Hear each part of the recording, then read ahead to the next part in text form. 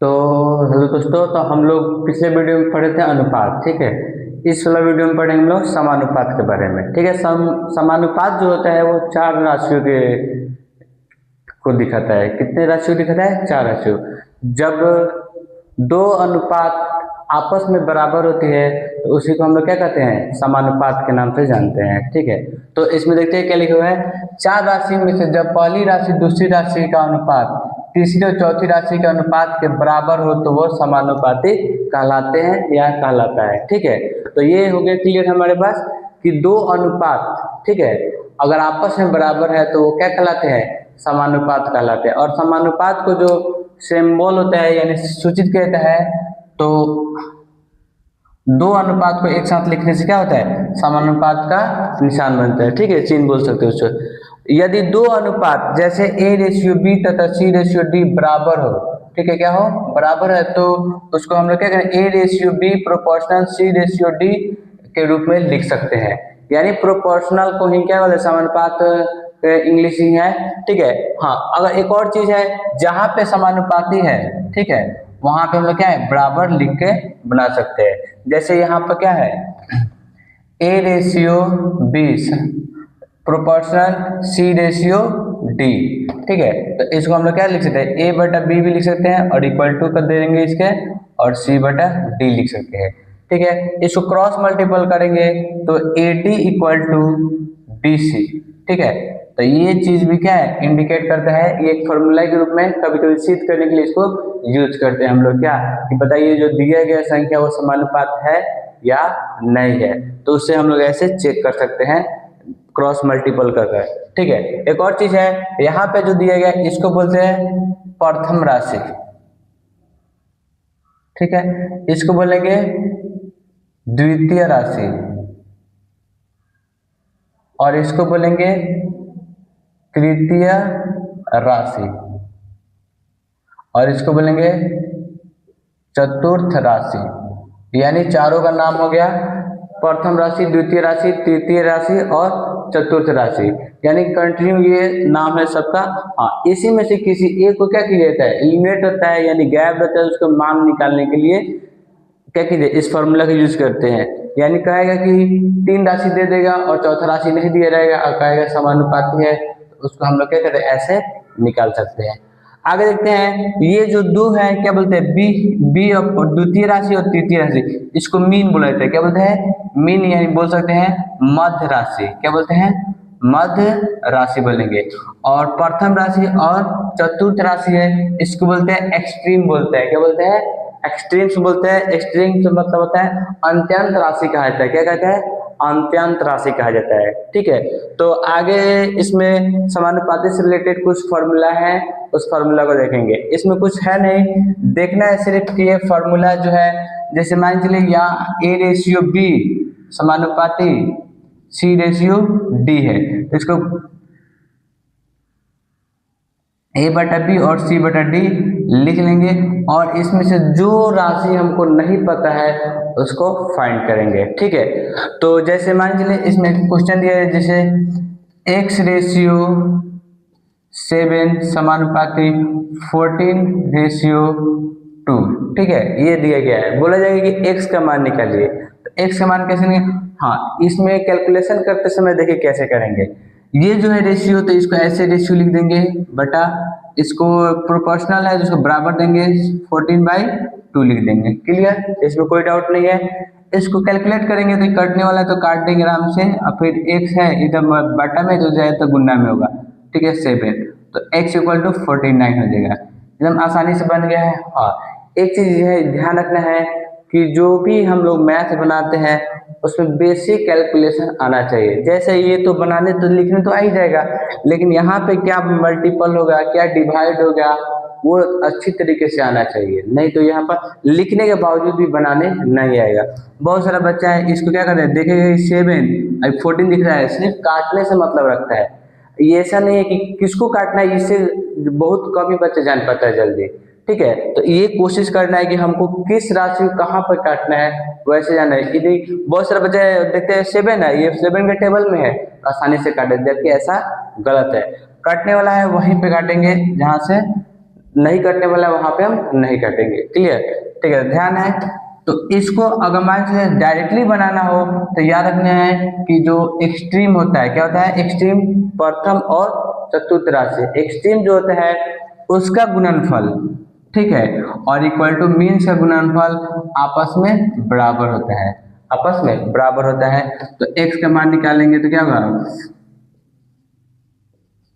7 से कटेगा तो x का मान 49, ठीक है। तो ऐसे बनाना आसान रहेगा, ऐसा ही बना ही जाना चाहिए ताकि जल्दी कैलकुलेट हो। कैलकुलेशन जितना ज़्यादा फास्ट रहेगा उतना ही आपका क्या मैथ स्ट्रॉन्ग होते चलेगा, ठीक है। तो ज़्यादातर मैथ का बस एक ही फंडा है कि अभ्यास करते रहिए, जितने ज़्यादा अभ्यास कीजिएगा उतना ही आपका कैलकुलेशन क्या होगा और आसान होते चला जाएगा। क्लियर,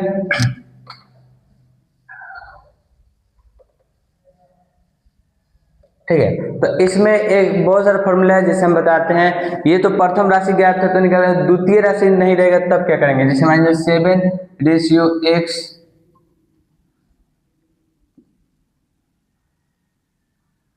40/10, ठीक है, ऐसे दिया गया है। अब बोला जाएगा कि x का मान क्या होगा, ठीक है। तो अभी बताया डायरेक्टली कैसे बनना है कि पहले एक्सट्रीम को, ठीक है, पहले एक प्रोपोर्शनल है उसके लिए बराबर लिख दे, कोई दिक्कत नहीं है। अब यहाँ पर भी थोड़ा बच्चे से दिक्कत होगा, पहले किसको गुना करके लिखिए, पहले किसको गुना करके नहीं लिखिए। तो इतना ध्यान रखिएगा कि जो वेरिएबल है कोशिश कीजिएगा आसानी से क्या लेफ्ट साइड में ही रखना है, ठीक है। अब तो ये तो मल्टीपल यहाँ हम लिख सकते हैं, कोई दिक्कत नहीं होगा। और इधर क्या है 14x लिखे, फिर बच्चे से क्या है वेरिएबल जल्दी कोशिश करते हैं लेफ्ट साइड में रहना चाहिए, ठीक है, ताकि देखने में भी अच्छा लगे और थोड़ा अच्छा से बन पाए, ठीक है। ये डायरेक्ट कटेगा क्या होगा 5 हो जाएगा, तो x का मान क्या होगा 5 होगा, ठीक है। तो ये आसानी से बन जाएगा। तो ऐसा कुछ जरूरी नहीं है, आप कोशिश कीजिएगा वेरिएबल को पहले ही लिखें, ठीक है। तो इसको हम ऐसे भी लिख सकते हैं, जैसे 14x इक्वल टू, तो x इक्वल टू क्या हो जाएगा 7 इंटू 10/14, 2 से कट जाएगा और ये कटेगा 5 से, तो x समान 5। तो ऐसे कैलकुलेशन कीजिएगा तो अच्छा रहेगा। हाँ, इतना ध्यान रखिएगा इस वाला क्वेश्चन में कभी भी मल्टीपल नहीं करना है, लास्ट में सब मल्टीपल करना है, नहीं तो फिर यहाँ पर 70 होगा, फिर बार डिजिट आएगा, फिर डिवाइड कीजिएगा तो थोड़ा समय टेकिंग लेगा, ठीक है, समय ले सकता है। इसलिए कोई मल्टीपल में रखेंगे, छोटे छोटे संख्या रहेगा, काटने में भी आसान रहेगा, और लास्ट में तो गुना करना ही है, अगर जितना आएगा उतना। अभी उस समय तो कम संख्या में गुना करना पड़ेगा ना, इतना ध्यान रखिएगा ये सब। तो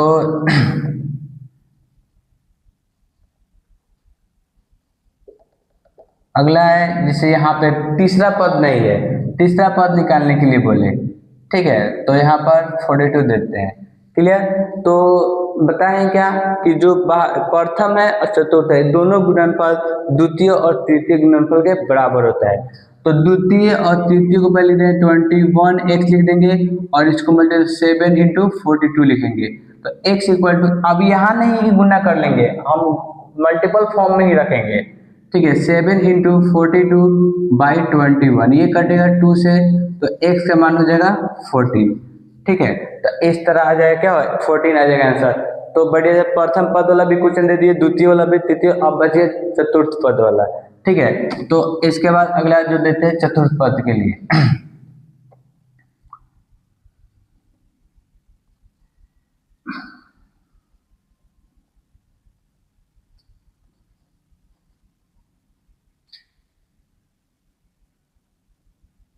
मैक्स, ठीक है। तो आसानी से देखिए इसको कैसे बनाया जाता है। तो सबसे पहले तो अभी बताया है कि पहले मीन्स को हम लोग इधर लिख रहे थे, लेकिन इसमें वेरिएबल कहीं दिख नहीं रहा है, इसलिए इसको नहीं लिखेंगे। पहले किसको लिखेंगे, एक्सट्रीम को गुना करके लिखेंगे इधर कि वेरिएबल इधर इस साइड में रहे, ठीक है। अब देखिए इसको गुना नहीं करना है, सिर्फ मल्टीपल फॉर्म में रखना है, ठीक है। मल्टीपल करिएगा फिर उसमें भी समय लगेगा, फिर बाद में बड़ा संख्या होगा तो फिर क्या डिवाइड करने में भी दिक्कत होगा। तो मल्टीपल नहीं करना है, सिर्फ मल्टीपल फॉर्म में रखना है। क्लियर, x इक्वल लिखिए 24 इंटू 28/7, ठीक है। ये मल्टीपल होता है, इधर डिवाइड में ये कट गया 7 से, ठीक है। तो x का मान क्या हो जाएगा 4 से गुना करेंगे, 4 4 जा 16 हो जाएगा, 4 2 जा 8 और 9, ठीक है, 96 होगा। तो x का मान क्या हो जाएगा 96 हो जाएगा, ठीक है। तो इस तरह से प्रथम द्वितीय तृतीय चतुर्थ पद निकालना आसान हो जाएगा, ठीक है। अब कभी अगला है इसमें यही फॉर्मूला के रूप में भी रहेगा तो कोई दिक्कत नहीं है, चारों का अलग अलग बना सकते हैं आप लोग, ठीक है।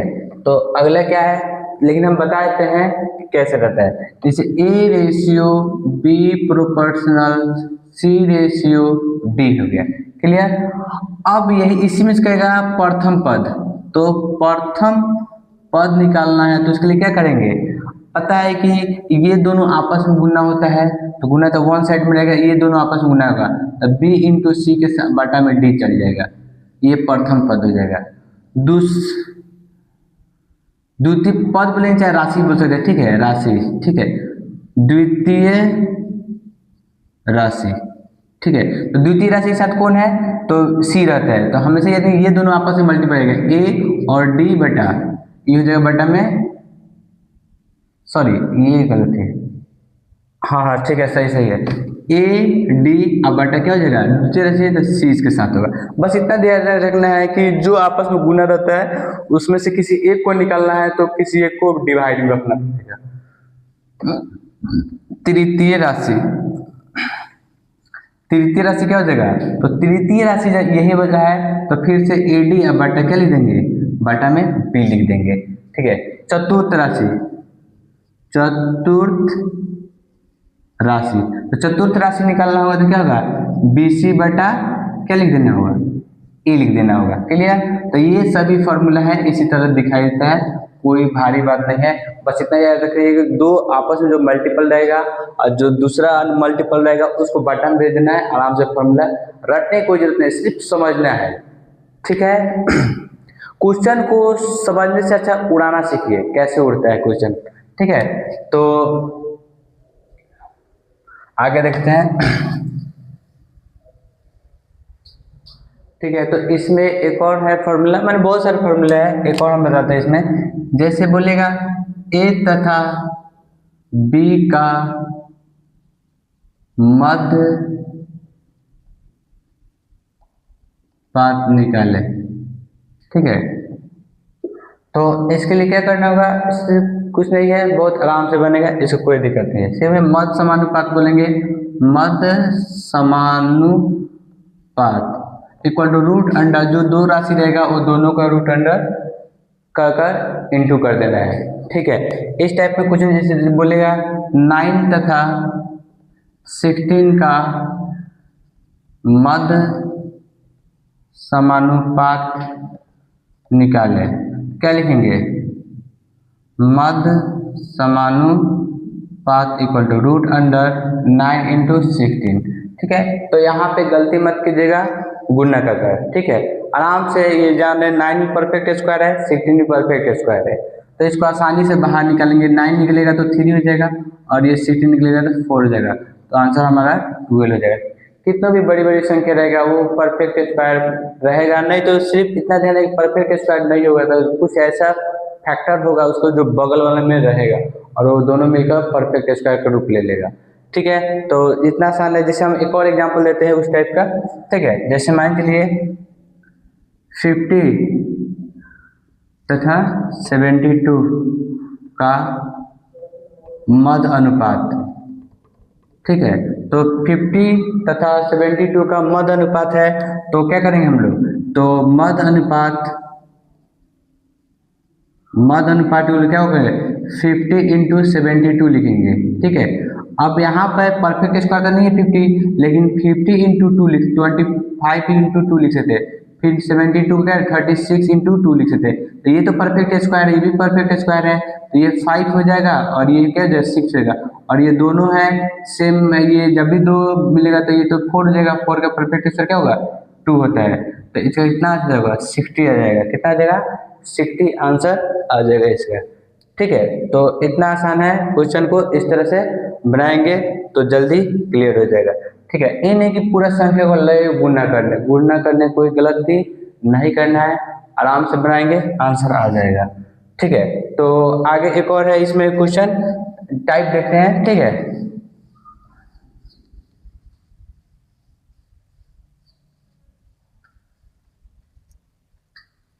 ठीक है, करेगा ए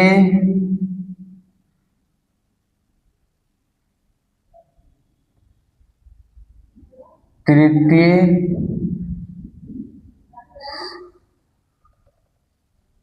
निकालें।